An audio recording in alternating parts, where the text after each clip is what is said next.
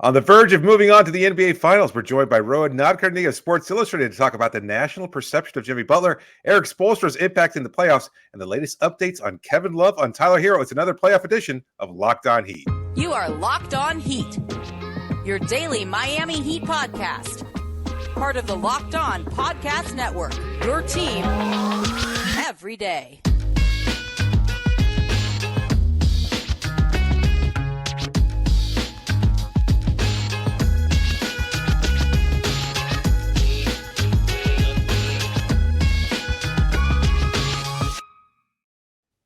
All right, welcome to Locked On Heat, your daily podcast on the Miami Heat. I'm Wes Goldberg here with David Ramil and Rohan Nadkarni from Sports Illustrated joining us today. However, you might be tuning in on YouTube or your favorite podcast app. Thank you for making Locked On Heat your first listen every day. Today's episode is brought to you by Gametime. Download the Gametime app, create an account, use the code LOCKEDONNBA for $20 off your first purchase. Last-minute tickets, lowest price, guaranteed. Rohan, you're in Miami now to cover Heat Celtics. We're going to talk about Erik Spoelstra's coaching job in these playoffs. We're going to get an update on Tyler Herro and Kevin Love in a minute. But first, I want to start with this. I have a theory after watching these playoffs, reading and listening to a ton of different perspectives. I think Jimmy Butler is the most universally appreciated superstar in the NBA. That doesn't mean overrated or underrated. It has nothing to do with Miami being overlooked as contenders. But the conversation around Jimmy Butler specifically, every fan base, every talking head, every analyst, writer, podcaster loves this guy. They love the trash talk. They love how he backs it up, how he plays on both ends. And I just think it's one of those things that's easy to appreciate. People love dudes who just go out and play hard, right? They act like they care, and then they go and win. And he's done all of that. He's not too cool for school. He's not out here saying losing in the first round isn't a failure. He's not pining to win MVP. He's not complaining to the refs instead of getting back on defense. Fans of basketball love that kind of stuff, especially because most of our stars these days just don't act like it. It's a big reason people love Jordan, Kobe, and Jimmy Butler is just going over that same playbook. Am I right or wrong, Rohan? Well, I have a different theory, Wes, but it gets to the same point because I think Jimmy is incredibly well respected. And I think the point you're getting to is he doesn't have the detractors other high caliber players have, right? Like Giannis has detractors, Joel Embiid, Jokic, you name it. All these guys are criticized greatly when they don't succeed in the playoffs, are criticized when they don't win titles, are criticized when they don't come through for their teams. I think Jimmy Butler is in a unique position in which he has maximized his talent. Mm-hmm. And if he were a little bit better of a basketball player, I think he would get the same criticism as some of those other guys. He would get the honest criticism. He would get the Embiid criticism. But he kind of just comes right up to that line of superstar. Because in the regular season, I think it was Nick Wright who tweeted out this stat. Over the last 4 years, Jimmy leads the NBA in 35-point playoff performances, but in the regular season is the same number of 35-point games as Terry Rozier. So what Jimmy has managed to craft is this like playoff persona where that doesn't exist. Yeah, he's so competitive, and people definitely love that. I think people love his personality. They absolutely love the competitiveness. They love that he trash talks whether he's winning or losing. We saw down 6 to Drew Holiday getting in his face. But he's almost blessed with the fact that he's not 10% more talented. Because if he were 10% more talented, he might be getting the criticism Jason Tatum is getting. You would get the no-ring stuff. The no-ring stuff. He absolutely would. But because I think people have seen – this is a guy who was, what was he, the last pick of the draft or last pick of the first round? Last pick of the first round. Last pick of the first round.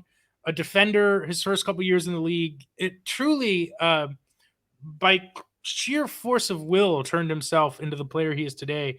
Was not heralded.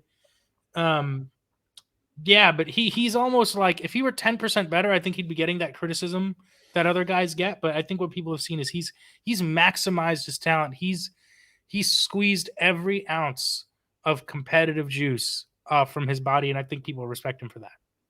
What do you think, David? Because I think back even to when Jimmy was in Philly, Minnesota, and the way that those 10 years ended, and people hated Jimmy Butler, And it kind of shows you how much situation matters in the NBA too, even for a player as good as Jimmy Butler, who's kind of been in this top 15 range for like the last half decade, right? Always kind of in that top 15 area, but to Rohan's point, like never like one of the top 5 or 6 dudes, right?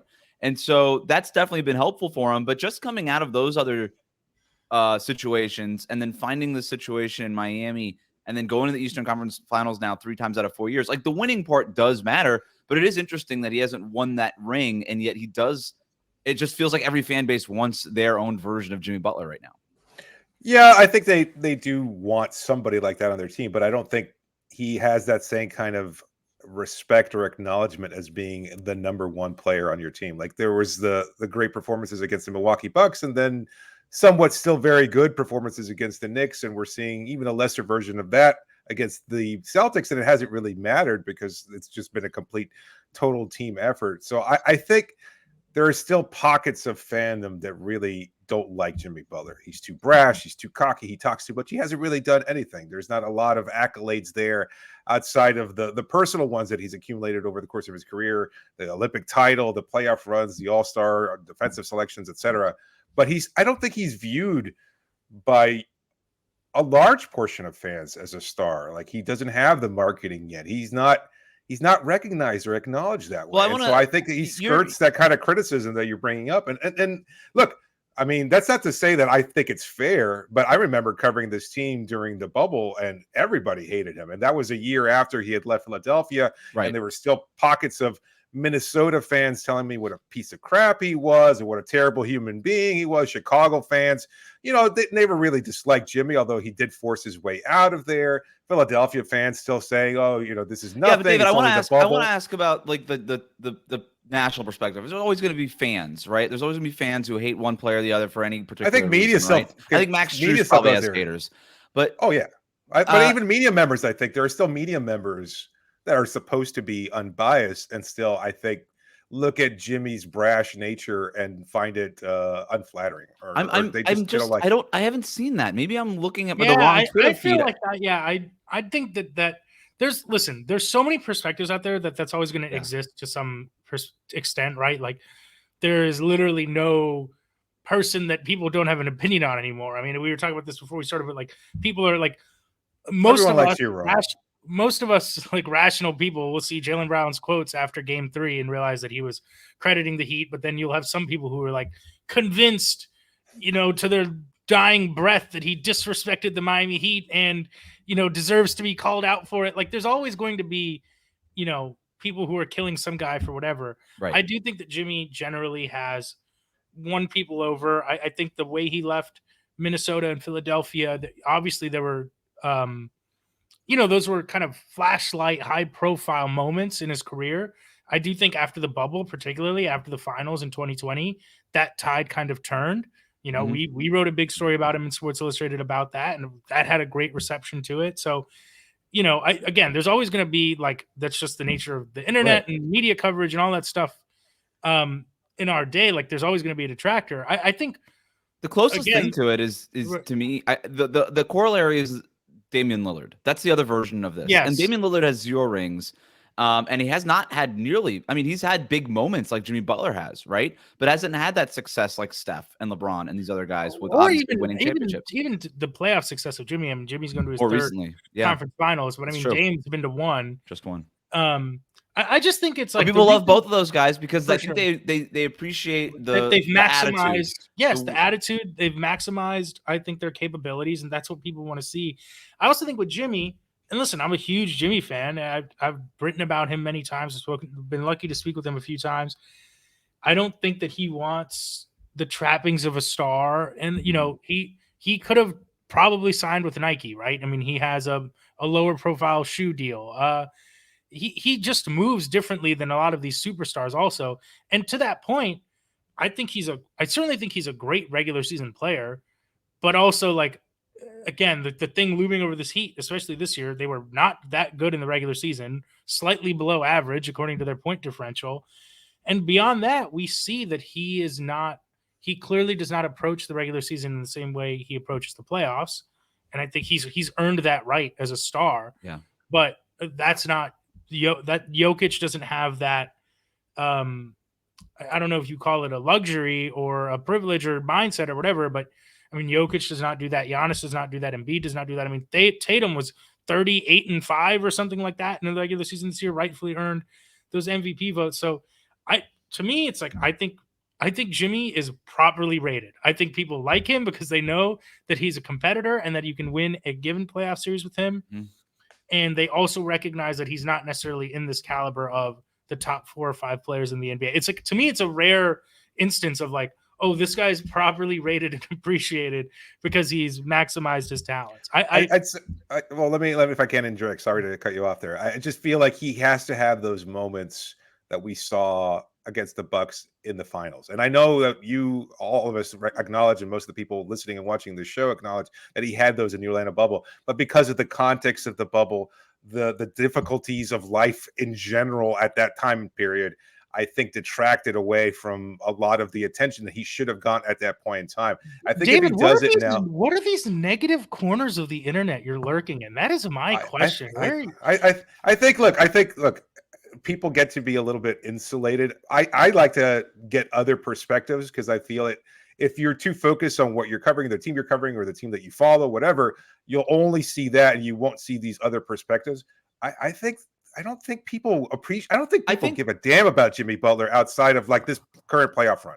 Like you're more casual fans, and look, we're all media covering the NBA at large, and so we're invested in this. But I don't think people think about Jimmy Butler in that way. And I think they look forward to playoff Jimmy.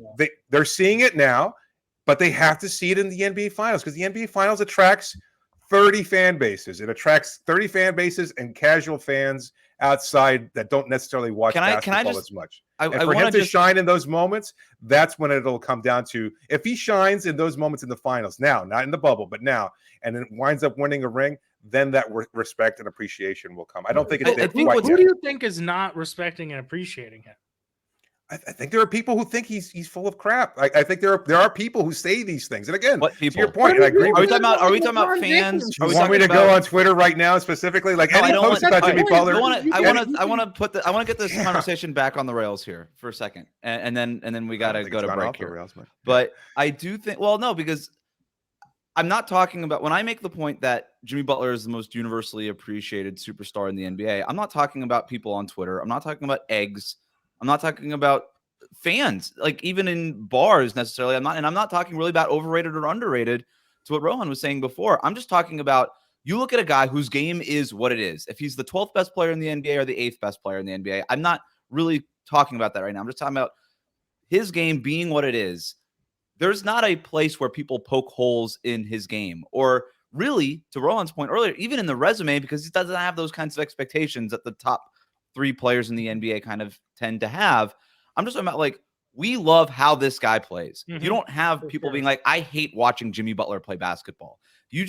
People love to watch Jimmy Butler play basketball, where Joel Embiid, it's like the flopping all the time, the falling over after every touch of his skin. Even like, I would say Steph Curry doesn't really have those detractors anymore, right. But earlier in his career, it was like he's just a jump shooter, right? I think people have come around on the Steph thing. LeBron James, people just can't stand that guy so much off the court that they don't like watching him on the court. Sometimes. People literally like tweet LaFraud at him, like no matter what he does. Like I agree with Wes's original point that he's very universally appreciated. I just think it comes down to the fact that he is, it's all relative to expectation, right? And he's not playing under the weight of expectation of some of his contemporaries, and whether that's fair or unfair, I think is something that conversation might change after this year. For example, like people are going to expect it now. People are going to expect this every year in the playoffs, right? Now he's cultivated this playoff Jimmy persona. So I think good point. If he keeps doing this and the Heat just keep doing this, and don't win a championship, if they just keep making it far and not win, eventually those detractors will come and be like, okay, like that's nice that you keep going to the Eastern Conference Finals, but eventually you got to win a ring. It's an interesting point. Speaking of expectations, Erik Spoelstra, is he finally getting the praise that he deserves, and why he's been so against talking schemes with the media? We're going to talk about that next. But first, David, tell listeners about Gametime. Today's episode is brought to you by Gametime. Buying tickets to your favorite events shouldn't be stressful. Game Time is the fast and easiest way to buy tickets for all the sports, music, comedy, and theater near you. Killer deals on last-minute tickets and the best price guaranteed, so you can stop stressing over the tickets and start getting hyped for the fun you'll have. They have flash deals and last-minute tickets, and you'll find everything you're looking for. If you're in town for a work function or something like that, you want to go catch a game or go catch a concert near you, you just log on to Game Time. It's super easy to use, and you look exactly at where you'll be sitting. You find the tickets you want at the price you want, and you can see an image of where you'll be sitting. So you know exactly where it'll be, and then whatever venue you choose. It's so convenient. So download the Game Time app, create an account, and use the code LOCKEDONNBA. And you get $20 off your first purchase. Terms do apply. But again, create an account and redeem the code LOCKEDONNBA for $20 off your first purchase. Download Game Time today. Last minute tickets, lowest price guaranteed. I'm going to try to use Game Time in a few weeks to try to get SZA tickets. She's playing at Kaseya Center, and the first round were pretty expensive, so we'll see. $20 off. It could help. Thanks for making Locked On Heat your first listen every day. Every day, we'll be back tomorrow with a recap of Game 4. The biggest difference so far in the Eastern Conference Finals, I think, has been Erik Spoelstra. Of all the matchups, the gap between the two coaches, between Spo and Joe Mazzulla, I think has been the biggest, bigger than the difference between Jimmy Butler and Jason Tatum, bigger than the difference between Bam and bigger than Gabe Jaylen Vincent Brown. and Steph Curry. You sure? Bigger than the difference between Gabe Vincent and Marcus Smart. Look, I think bigger than the difference between the Heat's regular season shooting and 3-point shooting in this series. Dave and I were having this conversation. How much of just Erik Spoelstra in general has anything to do with the 3-point shooting? Like, the 3-point shooting has been a big deal, but I'm talking about in this series, how much Spo has just coached circles around Joe Mazzulla. And we can even broaden this conversation to the playoffs and how it is that the Heat are even in this position as the 8th seed. Ron, you had a funny interaction with Spo this morning. He did not want to answer your question about zone which was defense. a completely legitimate. I was okay. Let's get into this because today's press availability was like bordering on disaster the entire time. The questions people were asking just terrible, like making me angry, clearly upsetting sometimes asking coaches. Asking non-questions, just saying words to Spo, and then Spo not realizing that it was a question because it wasn't. And then, he's just baffling questions being asked by some of the people there. And it like reflects poorly on all of us. So I was like, let me get this back on track and ask an actual question about something that's happening as it relates to basketball in the NBA playoffs, thinking that an NBA coach might want to speak about that. So I asked Spo today if he knows before the game if he's going to play zone or if that's something that he decides during a game. And Spo was like, oh, we're talking two different languages here. Like, I know you guys want to get in the schemes, but, this is all about competitive will. It's like he's getting paid. It's like he has a bet with someone. How many times can I say competitive will in this press conference? Am I getting paid by the competitive will mention? He gets a bonus if he hits 100 competitive wills by the end. Listen, I respect it. He's locked in. He doesn't want to take away the focus from what he wants to focus on. That's what coaches do. It's our job to kind of work and finesse around that. That's part of the dance you're doing there. But yes, he's very reluctant to talk about scheme right now. There's no question about it. I don't think it's now, though. That seems like an ongoing thing. Yes, he's been doing it for a while. Certainly. And that's the thing, too. It's like, I mean, not to defend him or to necessarily put you on the spot, but it's just like he's asked about zone when it comes up during the course of the last few seasons. When he started implementing it more, I can't recall exactly when that was, but it just seems like it's just been used more and more over the last few seasons. Positively, it's been working, but then when he's asked about it, he always tries. At first, he would, answer it politely, explain it to some degree, but almost always using the explanation. It doesn't really matter what we're doing schematic. It's all about effort, intensity, etc. So after the 85th millionth time that he's answered it in the same way. Sorry, you just happened to be the victim of that. I thought it was a legit question, and he was asking. Of course it is. They're always legitimate. When you're asking about specific question, and he was asked a similar question in pregame before Game 3, And it was the same. And he is it that was the one he says, I don't like what you're getting at, or I don't know? Oh, what yeah, he's I getting don't at? know what you're getting at, but with a scowl on his face. So it might as well Right. been, I hate you. And so it was like, it's so interesting. I thought, Rohan, that was a very fair question. I thought it was a very relevant to the series at hand. And if scheme doesn't matter, and I'm calling BS on Spo, because if scheme doesn't matter, then he wouldn't be calling knows zone. It matters. Yes. He knows he wouldn't be using it if come it didn't on. matter. They've used more zone than any team like in the last 25 years this season. And But it only works because they're trying hard, though. That's all. It won them game 3. I mean, obviously you have to marry execution to scheme, right? It's not all about right. You can't. There's no perfect coverage in the NBA, otherwise every team would run it. But like they won game 3 because of zone. I think that's what's been interesting about this series. They've won, or game 2 rather. They've won every game in a different way. Game 2 they go zone in the fourth quarter. Boston, can't score offensively. Even Miami's offense hits a lull. They're able to get stops. Game 3, we barely see any zone. They won in a completely different way. They just shot them out of the building. So You're right. That's why I thought it was interesting. They didn't have to use it in their last game. So was he going in thinking he was going to it's just, Well, can we go ahead, Wes. You hit on something there that's really interesting, is how the Heat keep shape shifting and finding different ways to win games this series and this playoff run. It's how they got to this point. They just keep changing the way it is that they go about winning basketball games, and they keep winning basketball games. And I think Spo is absolutely in his bag right now. He is dominant as a head coach. And that is not a word that we use when discussing coaching in the NBA, but he is dominating these matchups. And you feel it when you're paying attention to what it is that's actually happening schematically, or even, and he does get credit for this, getting his team to play harder. You talked about zone winning the game in game 2 for the Heat. It was the Heat playing harder when the Celtics gave up and folded, which is what won them the game in game 3.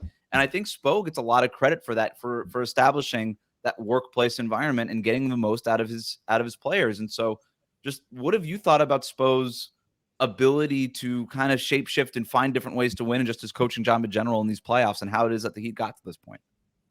Yeah, I mean, I think he's obviously always at a high level, right? I think that to me, his most impressive coaching jobs are always when he has less talent, or when guys are out and he has to make something work. To me, that's always more fun to watch. That happens a lot in the regular season. I think my favorite game from this entire regular season was in November when they played the Wizards, that game that went to overtime. Jimmy was out, Bam was out. That was the first time we got extended Orlando Robinson minutes. We saw a lot of Haywood that night. Kyle was a healthy guy, and they just had to junk up that game and find a way to win. It's very difficult in the playoffs. I think Spo's obviously a fantastic coach, and he's fantastic at all the elements of it, right? Motivation, confidence, scheme, attention to detail, preparation. There's some coaches who are good at some aspects. Spo, he knows when to use his challenges, like all the little things. What we can observe and what we cannot observe, he seems to be good at. I do think I agree, Wes. I think he's done a great job, but again, to my point earlier, it's like that only works if the execution's able to marry with what he's calling, right? Yes. And that means Caleb Martin has to step up. That means Gabe Vincent has to be shooting all these pull-up threes. Now, again, I think Spo's fostered an environment where those players can thrive. That doesn't always happen. So it's obviously a very symbiotic relationship, to use a Spoism. It's synergistic even. But they shot 30% against the Knicks from 3, right? And they still won that series. But for sure, but they won the series. Yeah, and look, and Thibodeau. Yeah, I mean, but how much of that was based on coaching versus, as Rohan's pointing out, the execution on the players to be able to still do? It's impossible to know. Right, you can't quantify. It's all the same thing. That's the thing. My point is that Spo has put his team in position to where if the threes aren't, like, the 3-point shooting is the story for the Heat in these playoffs. When you kind of take the large sample here, but it feels like when he's going up against any other coach in these playoffs, that coach has like a plan A, maybe a plan B, and at that point, if those things don't work out, that team loses the game. Where every time Spo comes into these games, if plan A doesn't work and if plan B doesn't work, he's got a plan C, a plan D, and he's just got different. He's got. I said in his bag for a reason. He just keeps bringing stuff out. He's just got different. But schools. Even more than the different things that he's throwing out there, I think it's the thing that's been building slowly over the last couple of seasons, especially these iterations of Jimmy Butler-led teams, is, as you spoke to, the empowering of everybody on that roster, the belief, the internal belief that he's helped establish, that Jimmy and Bam have helped create, that UD still continues to add to in that locker room. Just understanding that when you're called, you have an opportunity. And I think that's something you don't see on a lot of teams. You see the yo-yoing of Grant Williams minutes, etc. You see that with teams all over. And in Miami, you have it, but I think there's a clear line of communication. And as adults, as professionals, those players in that locker room respect the fact that those lines of communications are open. And again, there's a positivity, just support, and an understanding that if you're going to get an opportunity, you go and make the most of it. And I think that's the best thing that he's done is those little things that he adds over the course of a season, not just changing scheme and everything else. And David, scheme doesn't matter, Rohan. It's such a good scheme doesn't matter. It's such a good point, David. And I want to ask you this because it's something that I've started to pick up on probably this week, or it's Monday, the last few days. Do you notice that confidence is at a different level that you're talking, all that stuff that you're talking about, the energy, the positive vibes, whatever you want to call it, it feels different than it did in the playoffs last year, doesn't it? Yeah, and certainly even more than it did over the regular season when they were just searching for questions.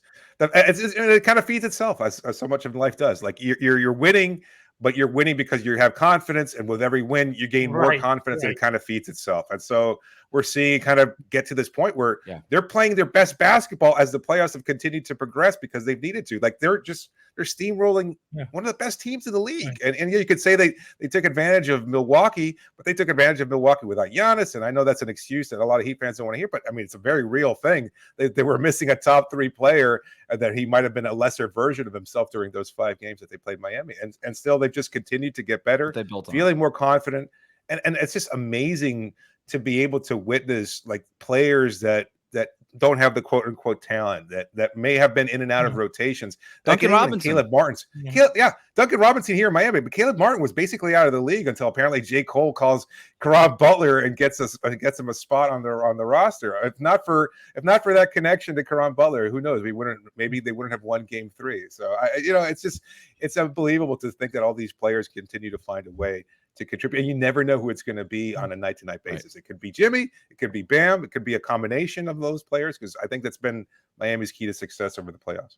And now the Heat are a game away from advancing to the NBA Finals and extending this postseason run, meaning one Tyler Herro could be back with the Heat in time for those finals. The Heat's decision on what to do with him could determine who wins the championship. We're going to talk about that next. But first, David, tell listeners about our sponsor. Today's episode is brought to you by PrizePicks and their $1 Million Daily Super Flex. Every day of the NBA playoffs and up to the finals, one PrizePicks user will win a chance of becoming a millionaire. You can place an entry after 8 a.m. Eastern, and they'll be randomly selected each day, and whoever places that entry will be given a 6-pick flex with the following payouts. You get 6 correct picks, $1 million. 5 correct picks gets $80,000. 4 correct picks gets you $16,000. You can find full details over at prizepicks.com/millions. And you have to opt in at that link to be eligible for the $1 million entry. Once you opt in, all you have to do is play the game like normal, and you could be the lucky winner. And playing daily fantasy sports has never been easier. It's just you versus the projections. You pick 2 to 6 players. If they go and score more or less than those prize pick projections, you can win up to 25 times your money on any entry. It's no competing against other people, just you versus the numbers.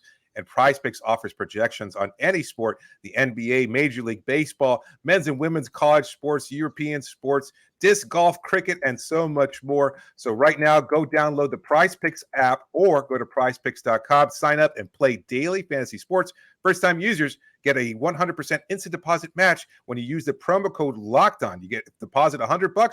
PrizePicks will give you $100. So if you deposit $50, PrizePicks will give you $50, but only if you enter the promo code LOCKEDON by downloading the PrizePicks app or going to prizepicks.com today.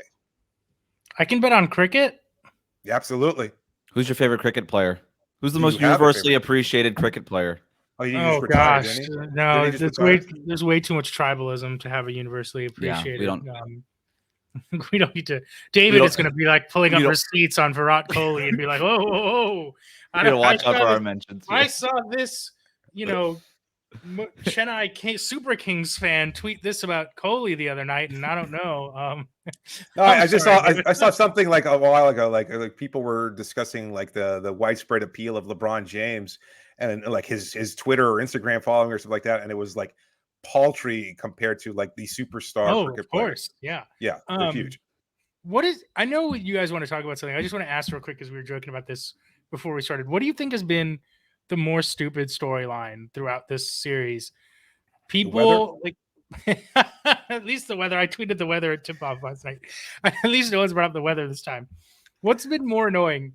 People like trying to come at Jaylen Brown for saying that like Caleb Martin and Gabe Vincent are in fact not 70% shooters, or people just being upset like every day, apparently religiously checking, which I've never even seen cited before.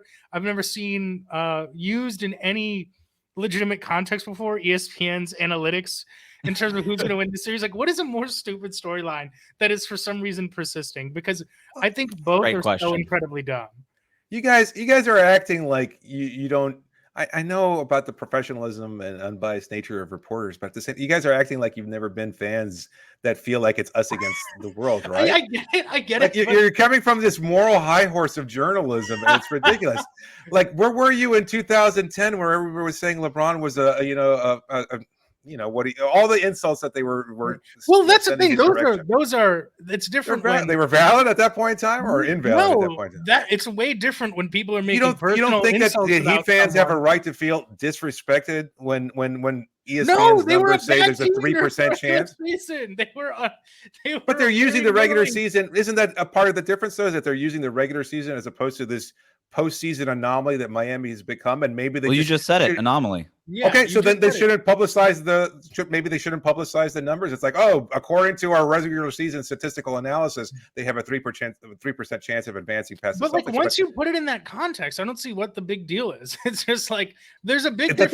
They don't put it in that context though. All they see is 3% chance. And again, we were talking about this too. I agree with your point to a certain extent. I think that ESPN, when they put out the 97 versus the 3% thing, they know exactly what they're doing. Right. They know what they're doing. Right. They're trying to get a rise out of social media. Social media graphic knew what they were doing. Right. Their analytics model, I'm sure, is sound. Right.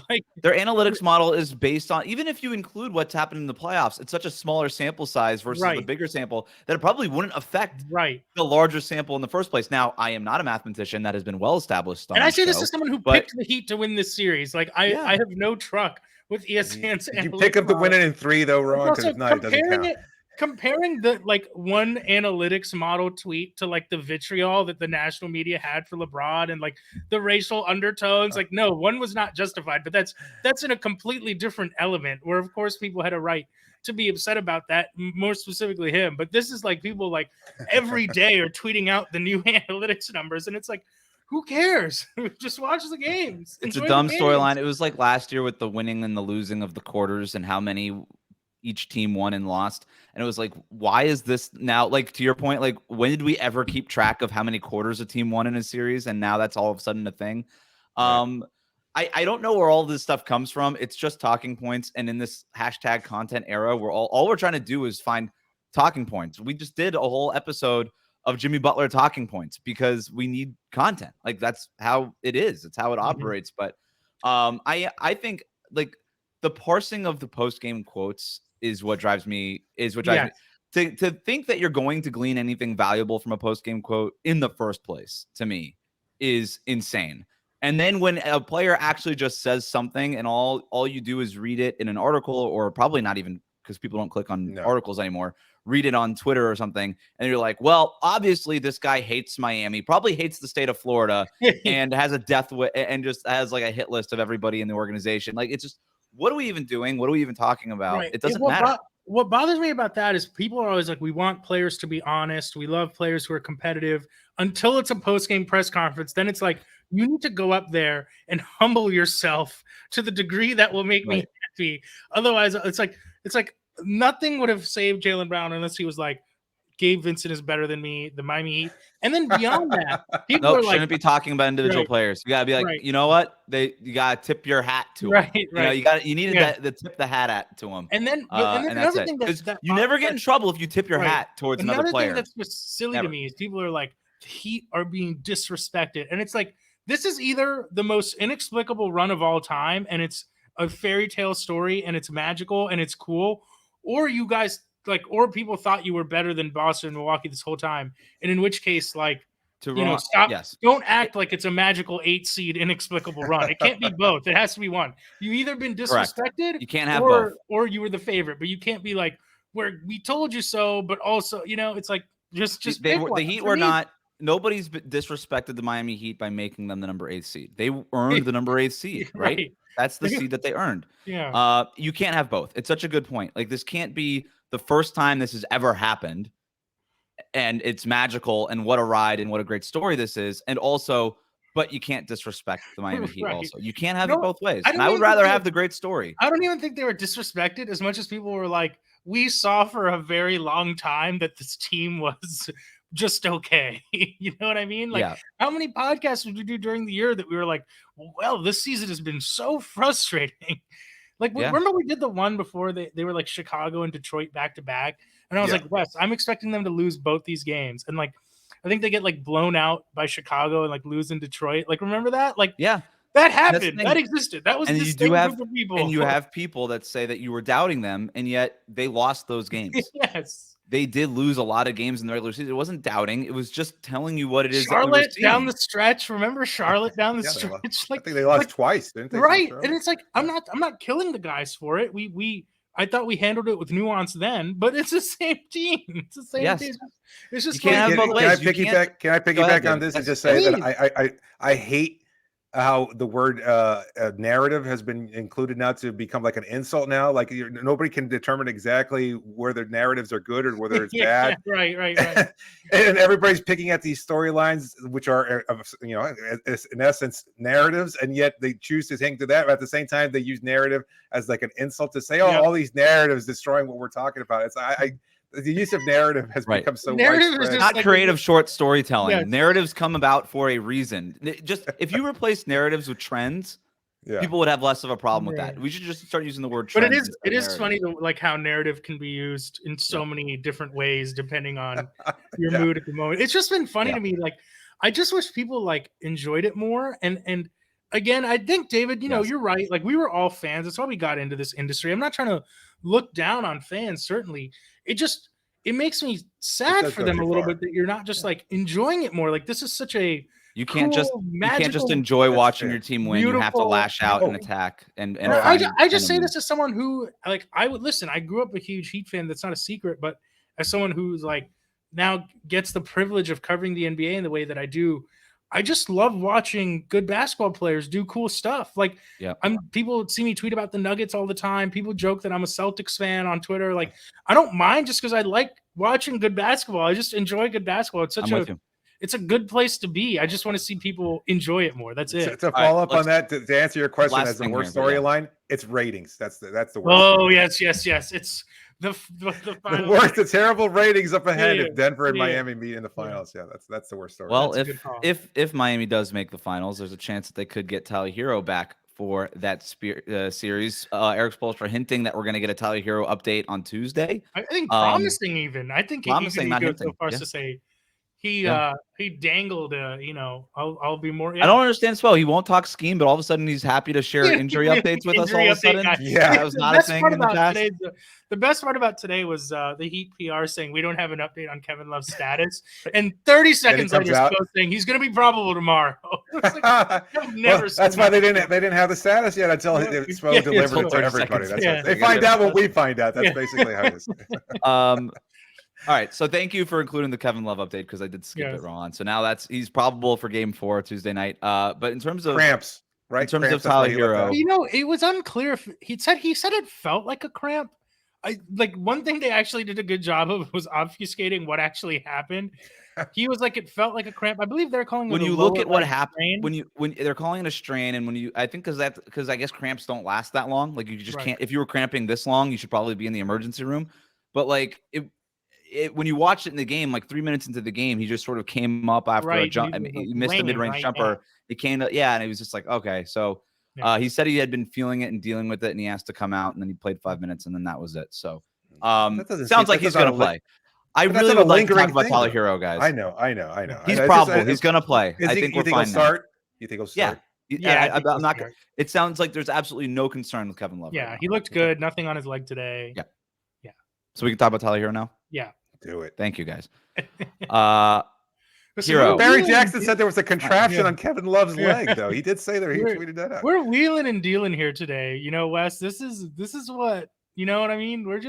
But please go ahead.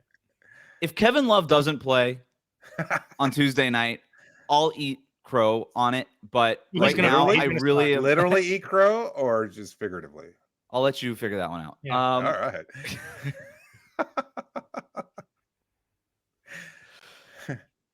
If Tyler Herro comes back for the finals, should they start him or bring him off the bench? They got to bring him off the bench. To me, Yeah, it's no that's- question they got to bring him off the bench. No doubt. And I think you even have a quick hook. To me, he's not the easiest player to work into your rotation. And I think there's going to be a conversation after this year, whether he comes back in the finals or not, about whether this team is at its best with him on the floor. I don't think Tyler Herro is a bad player, but there's something to be said about, we've heard, how many times have we heard now? And I don't think this is any kind of, indictment on Tyler in any way. But how many times have we heard through the postseason now, the coaches from the Heat, or I guess Erik Spoelstra, the players on the Heat discuss, oh, things are so easy. There's so much clarity on offense because we're just playing through Jimmy and Bam. Think about how many times Jimmy's isolating more than ever before. He's playing out of the pick and roll more than ever before. We're seeing Bam isolate way more often, getting the ball in the post way more often. Can that happen if Tyler Herro is starting with them? Because he's the kind of player that if he's going to be on the floor, in order for him to be effective, he kind of needs the ball in his hands to a degree. He's not James Harden or Russell Westbrook. He's not obviously dominating possessions, but he's not really the kind of person you just have stand in a corner. He's going to need the ball in his hands. His best attribute, people would say, is creating his own shot. But then that comes with his defensive liabilities. Teams are going to attack him. And, teams attack guys like Duncan and Strus. They have a little bit more length. They don't have quite as much offensive responsibility, so I think it might be at times easier for them to lock in on that end of the floor. Strus has been fantastic defensively in the playoffs.